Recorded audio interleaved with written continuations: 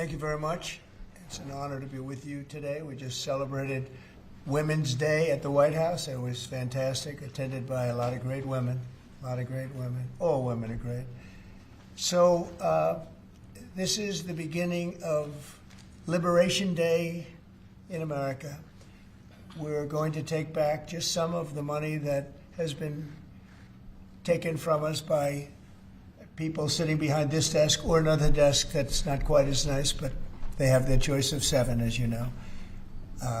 And we're going to charge countries for doing business in our country and taking our jobs, taking our wealth, taking a lot of things that they've been taking over the years. They've taken so much out of our country, friend and foe, and frankly, friend has been oftentimes much worse than foe.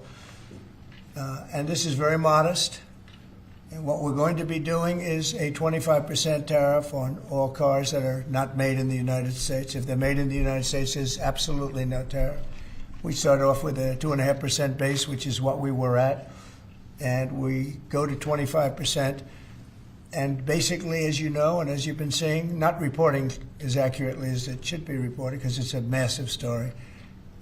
Business is coming back to the United States so that they don't have to pay tariffs. And I think also because of November 5th, the election, they're very happy. AI is coming back to levels that nobody's ever seen before. It's a new, sort of a new business, I guess, when you think about it. But it's plants are going up all over the United States, and many of them have already been started. We're getting early electricity taken care of. We're getting permits very quickly for them, and we're going to make their life very happy. They're coming in with tens of billions of dollars. Individual plants will cost 10, 15, even $20 billion. We're going to let them build electricity generating plants along with their plant, and they can't even believe it. And we're going to get them very quick permits, as I've done always. I did that in Louisiana with 2 LNG plants. I got them one permit in 1 day after waiting 14 years, and the other one in 1 week after waiting for 12 years. But this is very exciting to me. This is the automobile industry, and this will continue to spur growth like you haven't seen. Before I was elected, we were losing all of our plants. They were being built in Mexico and Canada and other places. Now those plants largely have stopped, and they're moving them to our country. In Indiana, the great state of Indiana, I love Indiana. Honda is building one of the biggest plants anywhere, and they've just started. They wouldn't have done it without this. In all cases, they wouldn't have done it without what we're doing. So we'll effectively be charging a 25% tariff. But if you build your car in the United States, there is no tariff. And what that means is a lot of foreign car companies, a lot of companies are going to be in great shape because they've already built their plant. But their plants are underutilized, so they'll be able to expand them inexpensively and quickly. But others will come into our country and build, and they're already looking for sites. They're looking for mostly sites. They don't want to take the old buildings that are empty and falling down. They want to build new, and there's tremendous action. There is likewise for other companies and countries, like the chip making process. Your chip bill was a disaster done by Biden. All he does is give tremendous amounts of billions of dollars to chip companies that will do nothing with the money. They're not going to use the money here. They're going to just keep it. They have plenty of money. The one thing they have is they have a lot of money. In our case, all we're doing is saying you can't come in unless you build here. And the largest chip company by far is manufacturer from Taiwan is building here, and it'll give us almost 40% of the chip market just with that. They're spending almost $200 billion in the United States to build a plant, and they've almost started. They'll be doing much of the work in Arizona. So we have a lot of exciting things, but to me, this is one of the most exciting. Now, outside of one specific day, and that's Liberation Day. That's the real Liberation Day of America, and that's going to be in April 2nd, and I look forward to it. We'll have a little news conference. We'll talk about it, but this is very exciting. So we're signing a executive order today that's going to lead to tremendous growth in the automobile industry. As you know, the electric mandate that we did allows you to buy a car now, electric or gasoline-powered or hybrid. You can buy any car you want We had it so that within a short period of time you had to buy all electric, and the country could never provide the money necessary to build all of those power plants that you would need all over the country. As you know, in the Middle West, they built 8 power stations. That's like the size of this desk or smaller. And they ended up spending $9 billion on 8. And of the 8, 4 of them didn't work. And we're not doing that. So you can buy electric, or you can buy gasoline, or you can buy hybrid, or you can buy whatever you want to buy. And that's the way it should be. The market's going to determine that.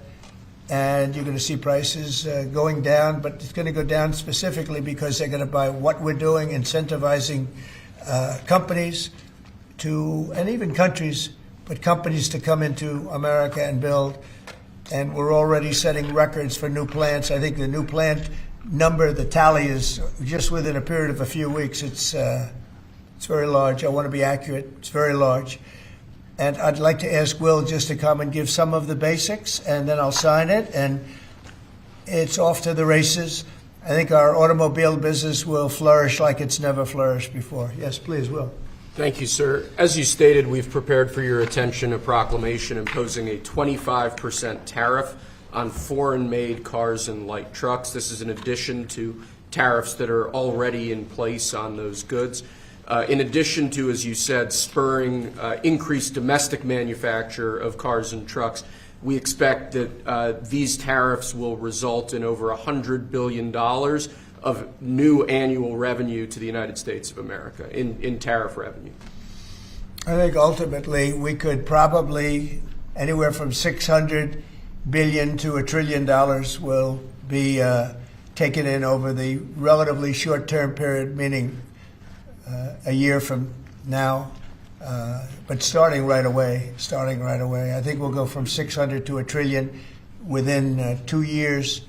And I think we'll be right from the beginning, we're going to be at a very high number, right from the beginning. And right from the beginning, you're going to have a lot of construction jobs, but you're also going to have a lot of automobile jobs. So this is very exciting, but it's also exciting because of what's happening with other aspects. We're going to be doing tariffs on pharmaceuticals in order to bring our pharmaceutical industry back. We don't make anything here in terms of drugs, medical drugs, different types of drugs that you need, medicines. It's in other countries, largely made in China, a lot of it made in Ireland. Ireland was very smart. We love Ireland. But we're going to have that. We're going to have lumber. We're going to free up some of our land. And you'll be able to meet a lot of other standards like fire cuts. If Los Angeles had fire cuts, which they didn't have, that's a gap of half a football field between areas. You wouldn't have had the fires. They would have been contained. But you have fire cuts. And by the way, you sell that wood for a lot of money, a lot of profit is made from that. But we're going to be doing lumber. We're freeing up our land so that we don't have to use outside sources of lumber. Energy, we're doing fantastically well at. The energy prices have been coming down rapidly as we increase supply, and we've already done that. Chris and Doug are doing a fantastic job in that. That's Department of Energy and Department of Interior. And they're working together hand in hand because Interior has the land and Energy has the ability to do the drilling and do what they have to do. Our coal areas are going to be opened up for clean, beautiful coal. Germany's opening up mini coal plants now. They tried the wind and it didn't work. They almost went out of business. They almost went bankrupt. They tried wind, which is a disaster because it's too expensive and it doesn't look good, kills all the birds, a lot of problems. But Germany is now building a lot of coal plants. China is building one a week. Think of that. And they're using coal, which is very powerful. Coal is a very powerful energy. And we're opening up our coal mines again, and we're going to do, I call it beautiful, clean coal. The technology is so good now that coal can give you tremendous power at the same time. It can be very clean. But we're also obviously doing oil and gas and various other things. You can do pretty much whatever you want. We don't like the wind because we think it ruins the landscapes, the plains, ruins them. And it's got a lot of problems. It's also by far the most expensive energy. It looks horrible in the oceans. It's dangerous in the oceans in terms of navigation. And if you look at what's happening with whales, you know, in one area, they lost 2 whales, like in 20 years, washed ashore. And this year they had 17 wash ashore. So there's something happened out there. There's something driving the whales a little bit loco, but they lost 2 in 20 years. And now they lost 17 in a short period of time. So it's something wrong out there. So this is very exciting. This is going to lead to the construction of a lot of plants, and in this case, auto plants. And you're going to see numbers like you haven't seen, both in terms of employment. It takes a little while. You're going to have great construction numbers initially, and then ultimately you're going to have a lot of people making a lot of cars. And one other thing, we have the Speaker of the House with us, who's doing a fantastic job. And where's Mike? And we're trying to get approved. Mike, thank you very much for being here. We're trying to get approved, if we can. If you borrow money to buy a car, you're allowed to deduct interest payments for purposes of income tax, but only if the car is made in America. So if the car is made in America, you get a loan, you can deduct the interest. That's a big saving. A lot of people in that part of the world, in terms of buying cars, a lot of them don't think in terms of deductions. People that think in terms of deductions are very wealthy people, but people are going to start understanding what a good deduction is all about. So when you get a loan to buy a car, and I think it's going to pay for itself. I don't think there's any cost. I think you're going to have so many cars built, but you're only going to get that deduction of interest if the car is made in the United States of America. So I'm going to sign this, and Mike, I hope you can get that, because I think it's going to be amazing in terms of the number of cars that are going to be made because of it. And I want to thank Howard Lutnick, our fabulous commerce chairman. That's what he is. He's a chairman. He's a very successful guy, a great guy. And we have a big day, Howard, coming up next week. It's going to be good. That's Liberation Day. That's going to be on the 2nd, and that's going to be reciprocal. And I think people will be impressed. We're going to be very fair. We're going to be very nice, actually. We have not been treated nicely by other countries, but we're going to be nice. So I think people will be pleasantly surprised, but it's going to make our country very rich, because we're the piggy bank that everybody steals from, and they've been doing it for many years, for decades, so we're not going to let it happen. So, but we're going to treat people very nicely. We're going to treat other countries very, very nicely, and I think it's going to have a very positive effect on everybody, including those other countries. So I'll sign this, and we will see you again on April the 2nd. In terms of this, it's going to be another round, and it's about making America great again, making it strong and prosperous again. Thank you very much. So Mr. this is President, like on on tariffs. Corvette. Can I ask you about tariffs, Mr. President? On the car tariffs, how do you assure that a car coming into the country is fully built? Could an automaker in Germany say, leave the tires off a car? Yeah, we're going to have very strong policing, and it's pretty easy to do. If parts are made in America and a car isn't, those parts are not going to be taxed or tariffed. And we'll have very strong policing as far as that's concerned. For the most part, I think it's going to lead cars to be made in one location. You know, right now, a car would be made here, sent to Canada, sent to Mexico, sent all over the place. It's ridiculous. So this is a very simple system. And the beauty of the 25, it's one number. It's not up or down depending on the cost of the car. It's one number. And that number is going to be used to reduce debt greatly in the United States and to build things, reduce taxes. I mean, basically, I view it as reducing taxes and also reducing debt. And within a fairly short period of time, I think we're going to have a balance sheet that's going to be outstanding. Yeah. How do you assure Americans then that this will not cause a long-term increase in prices? Well, look, I think we're going to have a market the likes of which nobody's ever seen before, not in this country. You know, we had the best market ever in my first term. It was the strongest market ever, the best economy ever. And I think I think this blows it away. But this is something that people have wanted to do, presidents have wanted to do for a long time. A lot of them didn't understand it. It wasn't a priority for them. But foreign countries understood it very well. And they've really ripped us off at levels that nobody's seen before. But that's not going to happen. Mr. President, is this for today or on April 2nd, the auto tariffs? Say it. Do these auto tariffs go into effect today or on April 2nd? They go into effect on April 2nd. We're signing today. It goes into effect April 2nd. We start collecting on April 3rd. Mr. President, do you have any more sectoral tariffs that are coming in on April 2nd? What does that Any mean? more tariffs on any other sectors on April 2nd, for example, chips or pharmaceuticals? Not then, but we will be putting a tariff on lumber. We, as you know, have a tariff already on steel and on aluminum of 25%, and we're taking in tremendous amounts of dollars. More importantly, our steel factories and aluminum factories are roaring. They're starting to roar. They're building new ones. I just heard from Nucor, which is a big company, a very big steel company, and they're building a massive plant for steel that they wouldn't build without this. So you're going to see things that are going to be actually amazing. And I think you already have. You know, we've had some news conferences where I can't have enough. They want to do news conferences where they announce they're going to spend 20, 30, 40 billion dollars. But Apple, as an example, is spending $500 billion. Okay, any other? On the Signal chat, Senator Roger Wicker. Hold on one second. Yes. Mr. Go ahead. President, reciprocal tariffs next week. Will those be immediately effective April 2nd on all countries, or will you focus on the worst offenders? No, we're going to make it all countries, and we're going to make it very lenient. I think people are going to be very surprised. It'll be, in many cases, less than the tariff that they've been charging us for decades.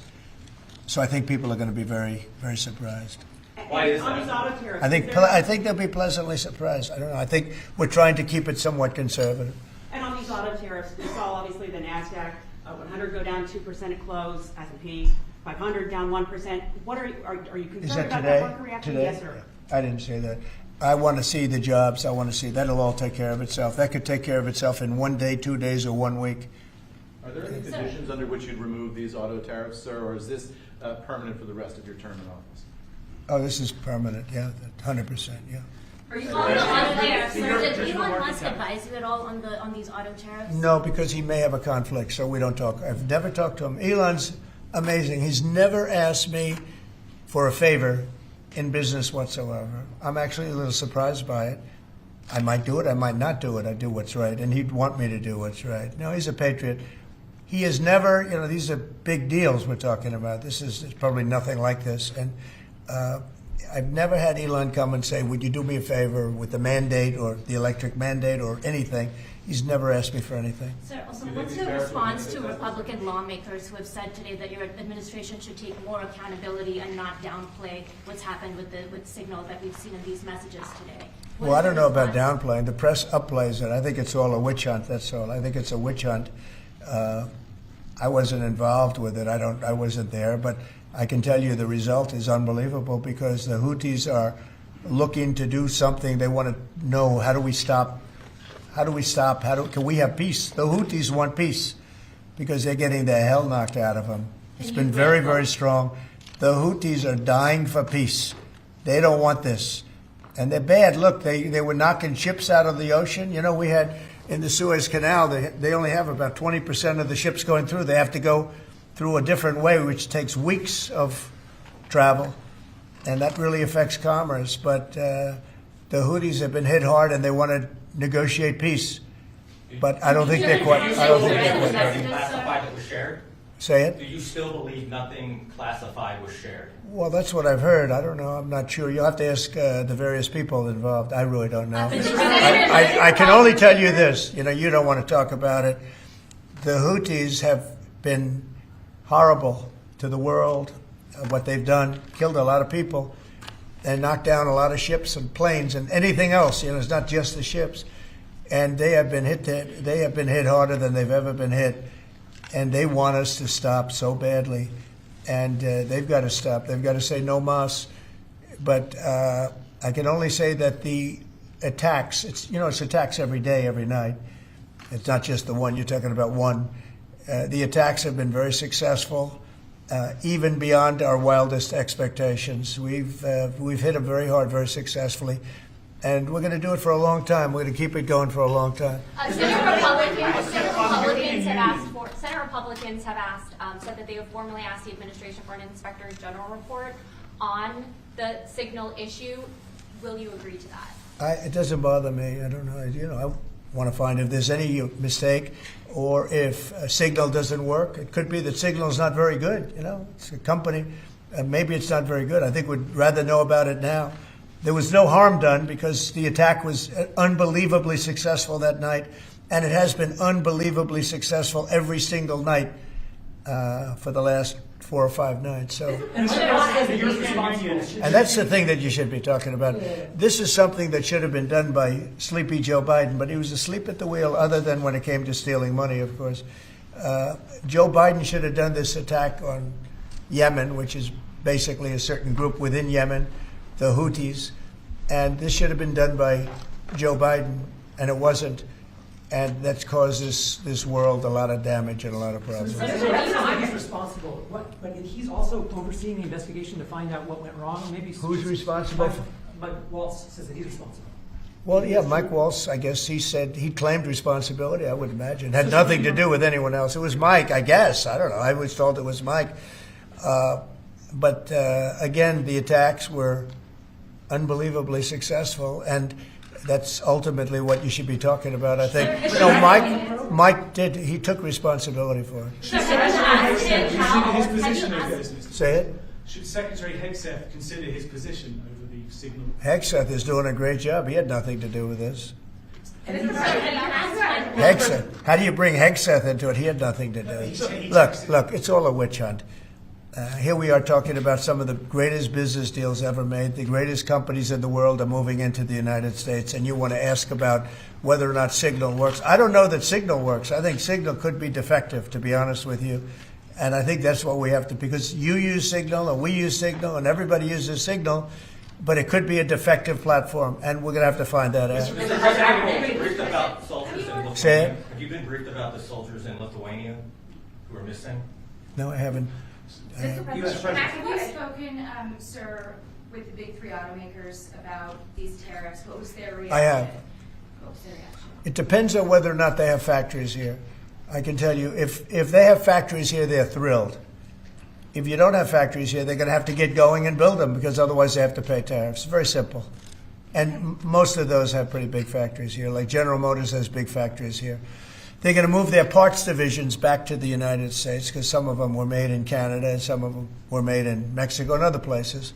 They'll be moving their parts division back to the United States in factories where they may be at 60% capacity, so they don't even really have to build too much of a factory. But, generally speaking, if they have factories here, plants here, where they make their cars and equipment, but they make their cars here, they are thrilled. Same thing with the steel industry. Steel industry is now paying a 25% tariff, as you know, I put it on last week, and the business is roaring in the United States. And we can't, because of military, we can't lose the steel industry. If I didn't put the initial tariffs on steel in my first term, you wouldn't be able to have a military, because we wouldn't have. Every steel company would be bankrupt in the United States, and every plant would be closed. But now they're booming. And putting this tariff on, this additional tariff for steel and aluminum, it's making them thrive. And it's already happened. Mr. President, coming up on the deadline for the TikTok sale, will you extend that deadline if you don't have a deal? Do you support Oracle? Well, we will have a form of a deal. TikTok is very popular, very successful, very good. We're going to have a form of a deal, but if it's not finished, it's not a big deal. We'll just extend it. I have the right to have the deal and to extend it if I want. So we'll see whether or not we have a deal. We have a lot of interest in TikTok. Is there a way for a U.S. company to operate it and ByteDance to still have a share of the algorithm? Well, there are numerous ways you can buy TikTok, and we will find the one that's best for the country, for our country. I'm worried about our country more than anything else with respect to TikTok. And China is going to have to play a role in that, possibly, in the form of an approval, maybe. And I think they'll do that. Maybe I'll give them a little reduction in tariffs or something to get it done, because every point in tariff is worth more money than TikTok, if you think. Every point. Tariff is a much bigger world, and TikTok is big, but every point in tariffs is worth more than TikTok. So in order to get China to do, maybe I'd give them a reduction in tariffs as an example.